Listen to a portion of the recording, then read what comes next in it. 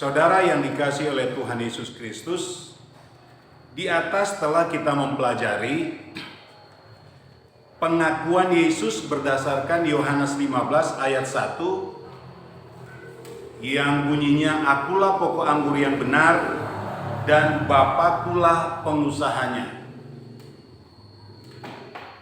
Sekarang kita melihat pernyataan Yesus di dalam Yohanes 15 ayat 5 yang demikian bunyi firman Tuhan. "Akulah pokok anggur dan kamulah ranting-rantingnya. Barang siapa tinggal di dalam aku dan aku di dalam dia, ia berbuah banyak, sebab di luar aku kamu tidak dapat berbuat apa-apa." Saudara yang dikasihi oleh Tuhan Yesus Kristus, dalam pembacaan ini kita menemukan kebenaran. Yang pertama, Yesus adalah pokok anggur dan semua anak manusia adalah ranting-rantingnya. Artinya, poin pertama, ranting tidak akan dapat bertumbuh, tidak akan berbuah apabila tidak tinggal, tidak melekat, atau tidak membangun hubungannya dengan pokok anggur, atau tidak percaya Yesus adalah Allah dan Tuhan. Yang kedua, sumber nutrisi dari ranting datang dari atau tergantung suplai dan pemberian dari pokok anggur, yaitu Yesus, untuk menghasilkan buah. Dan yang ketiga, pernyataan Yesus dalam kalimat pertama dalam ayat ini, kita menarik kesimpulan bahwa Yesus adalah Tuhan, Yesus adalah sumber kehidupan. Perhatikanlah saudara, Yesus yang adalah Allah dan Tuhan tidak perlu membuat pernyataan secara eksplisit atau secara terang-terangan mengaku, "Aku adalah Tuhan."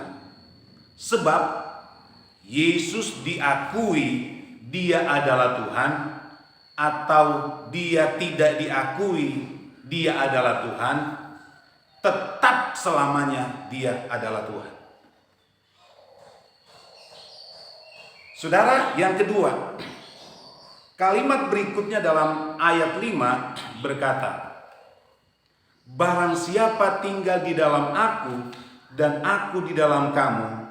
Artinya, poin yang pertama saudara, tinggal di dalam pokok anggur yaitu Yesus, artinya mempercayai Sang Firman yang adalah Allah, turun, terlahir menjadi manusia, mati tersalib, dikuburkan, hari yang ketiga bangkit dari antara orang mati, dan naik ke surga menyediakan tempat bagi yang percaya. Inilah yang disebut kabar gembira, kabar sukacita, yaitu Injil, atau harus percaya Injil. Poin kedua saudara, tinggal di dalam pokok anggur yaitu Yesus, artinya menjadikan Yesus yang berkuasa penuh mengendalikan kehendak kita, bukan keinginan kita atau keinginan daging kita yang kita turuti. Dan yang ketiga, tinggal di dalam Yesus artinya Yesus menyatakan kepada kita, kita tidak perlu takut, kita tidak perlu khawatir akan segala persoalan kita, sebab Dia tinggal di dalam kita, kuasanya yang besar bersama-sama dengan kita, dan Dia bertanggung jawab akan kehidupan kita. Dan poin keempat saudara, pernyataan Yesus dan aku di dalam kamu artinya kekuatan Tuhan bersama-sama dengan kita. Saudara yang dikasihi oleh Tuhan Yesus Kristus. Dan di dalam ayat kelima yang kita sudah baca tadi, saudara, kita melihat pernyataan Yesus. Demikian bunyinya. Sama seperti ranting tidak dapat berbuah dari dirinya sendiri kalau ia tidak tinggal pada pokok anggur, demikian juga kamu tidak berbuah jikalau kamu tidak tinggal di dalam Aku. Apa artinya, saudara yang dikasihi Tuhan?